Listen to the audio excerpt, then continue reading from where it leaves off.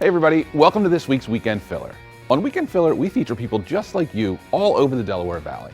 We like to say we're putting the U back in UHF. First up, if you follow us on the Twitter, and you really should, you know we love the tacos. So we're going to the best taco source in the city, Honest Tom's Tacos.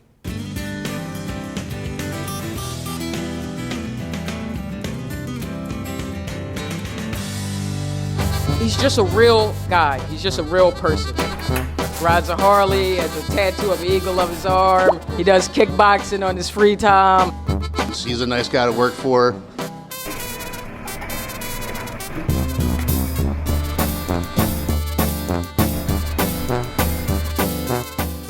It's kind of like a day-to-day thing, to be honest. Right now, he seems like he's in a good spirits. He's just a great person to be around. I'm Tom from Honest Tom's. Kind of like worked in bars and restaurants ever since I was a kid. I went to college for hotel restaurant management. Yeah, I wanted to start a pizza place, but then I got this idea, so I started a taco place. Tacos and burritos, breakfast, lunch, and dinner. I really like the grilled seasonal vegetables. Can't go wrong with the chicken. It's very popular. I like pork a lot in general. The name, well, I bought the lunch truck and we were brainstorming names and we had a whole list of them we were going through, but then we lived right next to this place called Honest Lou's and I always admired that, so I kind of took from that and changed 3 of the letters. How honest is he? When it comes to food and restaurants and nightlife in the city, he's very honest and he'll tell you what he thinks he loves. He's just the realest thing there is. That's what I have to say about Tom. And that's the honest truth.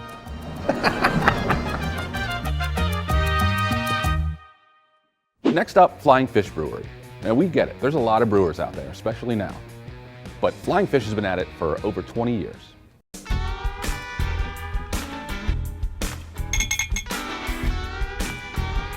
Hey, welcome Weekend Filler fans. This is Gene Mueller and welcome to Flying Fish Brewing Company here in Sommerdale, New Jersey. It's our 20th anniversary this year, so we started in Cherry Hill. We were there for 16 years, then took over this building 4 years ago.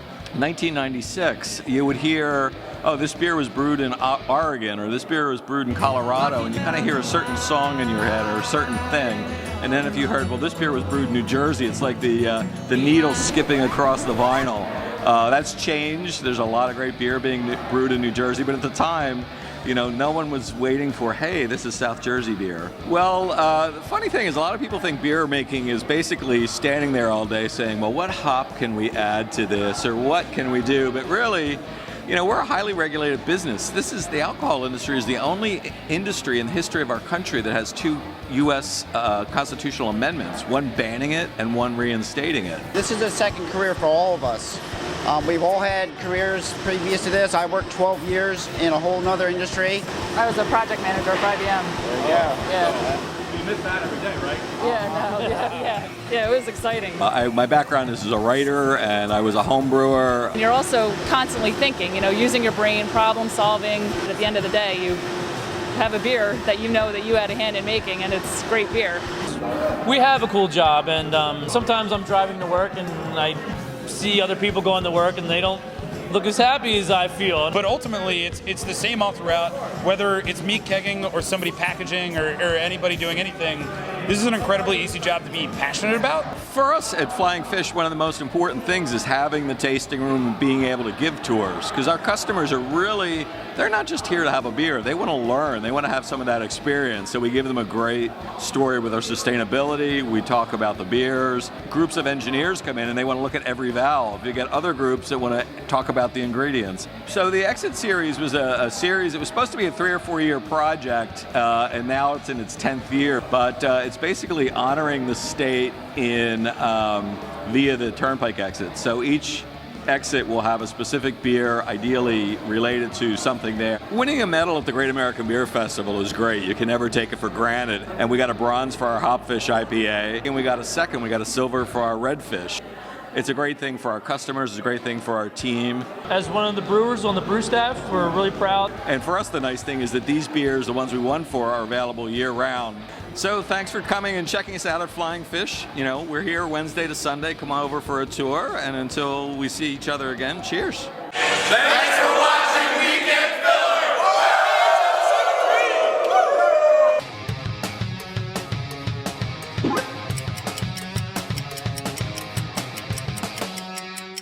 My name is Michael, and I'm a huge Game of Thrones fan. Wildling or White Walker? White Walker. Winterfell or King's Landing? King's Landing. Egret or Sansa? Egret. Three-Eyed Raven or Twitter? Three-Eyed Raven. Needle or Oathkeeper? Oathkeeper. Hodor or Hodor? Hodor.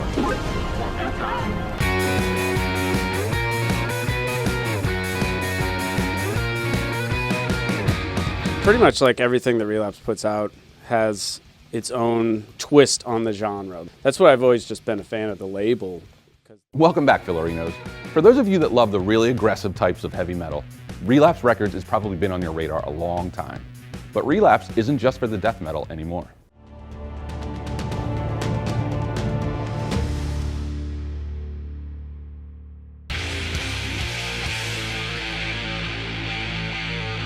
My name is Rennie Jaffe. I'm the vice president and label manager of Relapse Records. We put out mostly heavy metal, hard rock, hardcore, but tons of other stuff too, from electronica to horror movie scores, all genres of music lately. Pretty much like everything that Relapse puts out has its own twist on the genre. That's why I've always just been a fan of the label, because they're not putting out cookie cutter stuff. We've had a bunch of relative commercial successes. Our most commercially successful bands are Mastodon,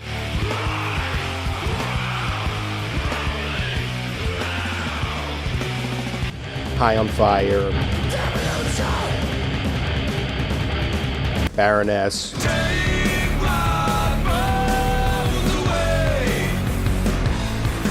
Neurosis, Amorphous,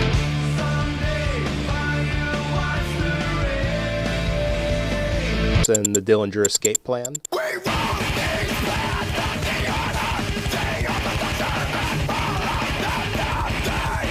It's great to have a band that can sell 100,000+ records, but for better or for worse, that's never been the sole consideration for us when deciding on whether or not to work with a band. We put out way more records that sell 2,000 copies than we do records that sell 100,000+ copies.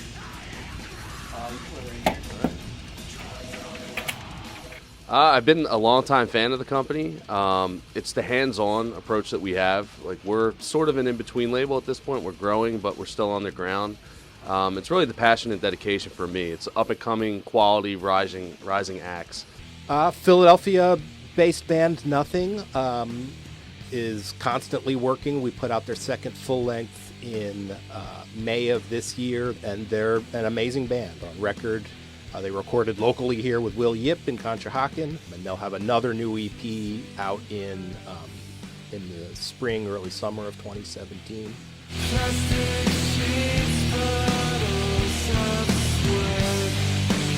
We put out a new record from Portland, Oregon's Red Fang, who are one of the biggest active bands on the label, and that record's just getting started, and they continue to grow and grow and grow.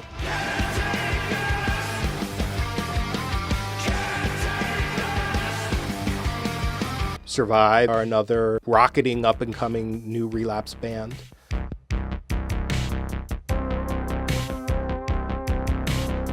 Survive was a band that I brought to the label long before Stranger Things was a blip, was even written or filmed. As soon as the Stranger Things thing happened, it exploded, and it's quickly become one of our top-selling records of the year for sure. I think it's definitely put the label on the radar of a whole new group of people that ordinarily wouldn't buy a record from Relapse and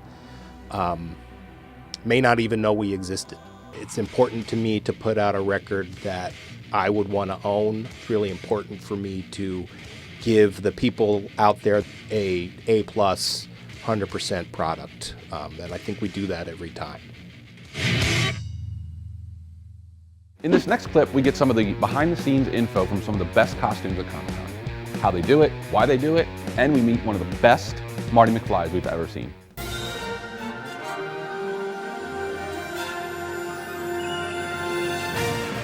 want to say it took about 2 hours. 2 hours, yeah. I about 4 minutes. Not easy. I had to find a second shirt. 2 hours about that, give or take. And glasses. It took probably about 6 months of planning and actual putting it together until the final product. I hand cut these pieces and hand painted them and then hot glued them on, so it was a month or two.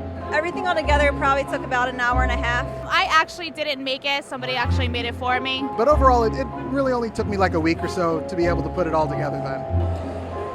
Whoa. It was just all casual clothes I had sitting at home.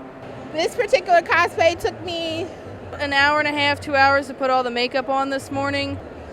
Over a year so far. The cosplay itself is full leather, so it took me about 2 weeks to handcraft. I have a corset with Spanx on top and just glued all these leaves on it. All by hand. Oh. It took about maybe like 2 hours. Mostly just makeup. Like 2 hours. But everything else is just pulling it on and stuff. 2-3 hours. For the outfit, it took about a month. Yeah, like 3 hours. But to create the suit, it took about like a month, I think, to finish it. And for the gun, it took about 2 months.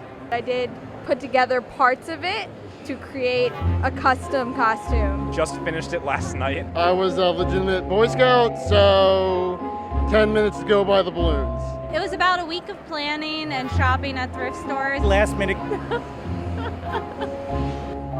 15 minutes. I just comb my hair and that's about it. And then about 2 weeks of really just hard work every night. Great Scott, he's blessed to look just like him. A lot of miles. And I kind of look like Doc Brown only because I'm with the #1 Michael J. Fox lookalike in the country, so. Yeah, that's pretty right, yeah. Me, 5 minutes, put it on, spike the hair, and go. Meet all the people and do some awesome cosplay. Kill the Batman! Diaval, that's your stuff. You failed this city. Your mother's name was Sarah.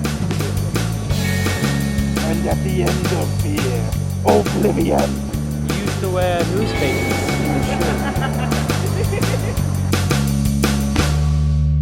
Unless you want me to start swinging this thing around. By the hoary hosts of Hoggoth. If I impersonate my character, I think everybody might explode. So, I'll pass on that one. I can't. She will prick her finger on the spindle of a spinning wheel. I can't act. I'm the doctor.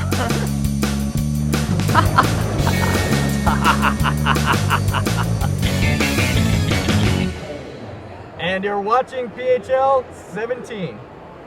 You're watching PHL 17.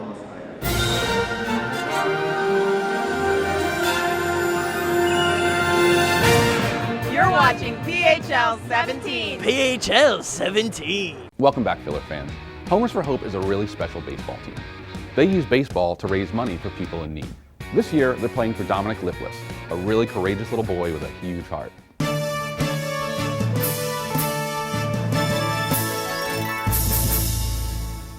Bring it in real quick. Bring it in. It's been 6 years since Derek Morgan first co-founded Homers for Hope. Win on 3. 1, 2, 3, hit! The semi-professional baseball team works with families who've suffered various types of tragedies through baseball-related fundraisers. We've been able to raise $100,000 to help families in need. So we're grateful that we've got such a strong community of baseball and softball players that come together year after year, and we're able to help them by doing something that's fun and near and dear to our hearts. This is my first year playing for Homers, like I said, and it's a new league, but it's very exciting for us to be able to be part of it. Dominic was diagnosed with a brain tumor back in March, and he's an 8-year-old little boy and just was doing typical 8-year-old boy things every day and received that diagnosis, which was shocking to the family. In addition to Dominic's stage 3 brain tumor, his younger brother Charlo has spina bifida. The Lipless family has been advocates in the spina bifida community around Bucks County, and now the community is paying it forward. Storefront windows have been plastered with Pray for Dominic signs, and many residents have taken to wearing gear in his honor. I know that Dominic actually just got some unfortunate news and his brain tumor actually spread more, so unfortunately he's not able to come out and help and be able to watch what we're doing for him. The Homers for Hope Red team is headed to the playoffs, but for them, it's not about what's on the score sheets. At the end of every day, as long as we're able to accomplish what we've set forth to do as a team and as an organization, we've won every game we've ever played. To learn more about Dominic's fundraising events, visit prayfordominic.com. In Plumstead, Jenna Meisner, PHL 17 News.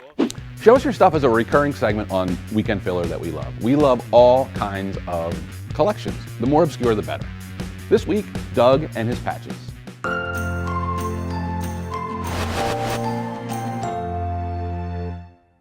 I think I started collecting patches when I was in the Boy Scouts. My first year of Boy Scout summer camp was 1970. My total collection, this is a small sample of my total collection. It's probably in the hundreds. I would say probably 500 and a number of boxes. I pulled out a representative sample today. These are some of my favorites. It also represents the diversity of my patch collection. My wife and I have both been involved with Boy Scouts. Myself as a youth, my wife and I since my wife started the troop here back in 1997. So both of us have collected Scout patches, Boy Scout patches over that year. My wife has an extensive collection. I have an extensive collection myself. Often patches are traded, with other Scouts. I'll probably continue collecting patches because they don't take up a lot of space.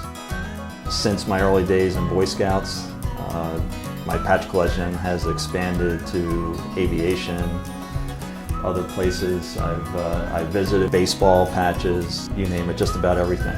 One of my earliest patches is this one here, Onteora Scout Reservation, 1971. This was my second year of summer camp. My favorite patch is probably this one right here. This was from a Scoutmasters camporee up at West Point. We went on this trip in 2002. It was a 3-day weekend camporee and involved a 6-mile hike and then a camp out at the West Point. The rarest patch I have and the oldest patch I have is this patch from the 1939 Cleveland air races.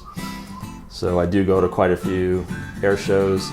Brings back a lot of memories of things I've done over the years. It's kind of a collection of everything I've experienced in my lifetime. So it's fun to show them off. It's fun to display them, and it's fun to look back on.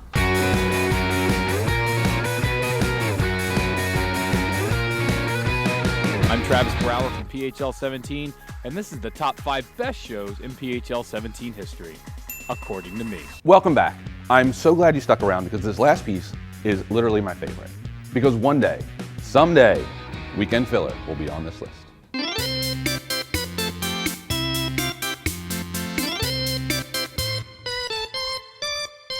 Way back in episode 6, this guy put together a gaggle of the worst shows this wonderful station has ever aired. This time we decided to be a little less curmudgeon, and now we're ready to turn that frown upside down. I'm Travis Brower from PHL 17, and this is the top 5 best shows in PHL 17 history, according to me. First up, Star Trek. PHL 17, the great entertainer. We acquired the rights to air Star Trek in syndication. My terrible attempt at Captain Kirk, but you ask, what's syndication? It's the licensing of the right to broadcast programs by multiple TV stations without going through a broadcast network. Thanks, Wikipedia. Anyway, it was a huge deal for PHL 17 when we got Star Trek. It meant the granddaddy of sci-fi shows would air every single day. That's a Kobayashi Maru of awesomeness, if you ask me. Next up, Barney Miller. PHL 17 aired this wonderful cop comedy in its syndication run. Look, kids, it's the word of the day. The show is particularly notable for its accurate portrayal of life in the squad room, as noted by most cops, including cop-turned-actor Dennis Farina, who you've probably seen in a million things. Cast notables include Hal Linden as Barney, And Abe, I was in the first 2 Godfather movies, Vigoda, as Detective Philip K. Fish, who got his own spin-off show that we also aired. Funny enough. The series won several Emmy and Golden Globe awards and took home a Peabody Award. Next up, Dancing on Air. If PHL 17 is known for anything, it's the daily dance show that captured the hearts of teens throughout the Philadelphia region in the 1980s. Kids would race home from school to either watch or actually dance on air in the PHL 17 studio. It was the ultimate display of 80s pop culture in both fashion and music. Kids today can't appreciate this kind of awesome nostalgia. It's weird. Next up, Seventh Heaven. The WB. Every 12 to 24-year-old girl's best friend from 94 to 06. In that time, the network had some top-notch series, but one shot straight to the heavens. I'm sorry, that was too easy. It was a rating smash for WB17, dealing with great moral lessons and controversial topics that were down to earth and seemed real to the viewer. Oh, and they picked up a couple awards, too.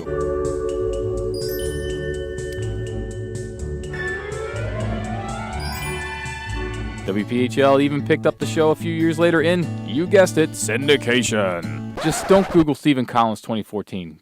Just don't, unless you want your childhood ruined. Last but certainly not least, The Big Bang Theory. Everyone's lovable nerds, let's face it. You love this show, I love this show, the city loves this show, the world loves this show. If this show has an emoji, it would look like this. Aww. For those living under a rock, The Big Bang Theory centers around a group of lovable geeks and the women in their lives. The show has impeccable writing and well-developed characters. It's like Cheers and Freaks and Geeks had a baby, a funny, entertaining Chuck Lorre, you are the father baby. It's been the #1 comedy in Philly 6 years in a row in syndication. And has won so many Emmys and People's Choice Awards that I'm pretty sure Jim Parsons could build a mansion out of the trophies he's acquired. Plus, the comics references are totally dope. So that's my list. Agree? Disagree? Let us know what you think on Twitter, Instagram, the Facebook, and let us know what other top 5 lists you want us to tackle. Back to you, Mr. Romeo. Who gave Travis my passport photo? So that's our show. Thanks for letting us fill a little of your weekend. We know you've got a lot of choices for TV, so we're really glad you chose Filler. Until next week, I'm Tony Romeo, and we'll see you on the internet.